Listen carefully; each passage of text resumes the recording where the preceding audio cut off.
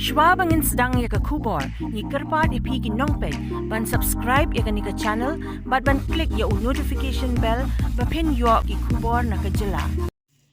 Kawai na kajingja kabas ngosi Hashnong Smith hakadong lum kansai hakaba kawai kajing betay ba kansan hakaba uway ubriyo ubala lipo news nam karata ulaklat hasyen kat kum kajing yatu urang ba dong uba crossing well nong spung ula yatu bakani kajingja kalaja hakapor kumba katway shiteng kat hadu bapalat ya kani kakubor empat yo kajing tip kabati kana na ka kadaw bakani kajing betay namar na kalyang kipulit kidang penlong kajing tokit banlap ya kajing shisha bat ya uni ubriyo balayap latip kerteng da uba pensuk kongwir lipo news nam kereta.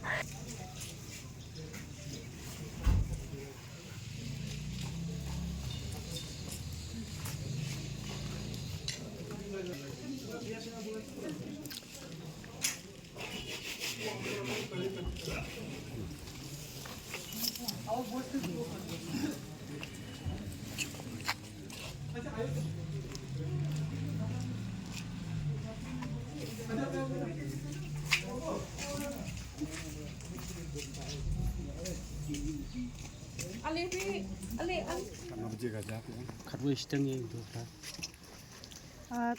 Kata ngirim tipu ngir sudah long sak marjan mo sudah bapun umba don kata ka cing betai kai ni hieng. Tang kata hing su wan perba niwan tangi nimsya su mo ya ki breu bandrung hieng lamar don kai ka cing snil ka harian tu ngi pentip napat syaki hieng lamar hieng don breu su yung dan sonong tray na na dari nang tapat nggak ya penting bersya kipulit bagi nggak ikut Tikano baji pulet kuban. kulit kiwan tuh kan arsteng si baca dong tay Kidai na igni pulet. nama penting Darting.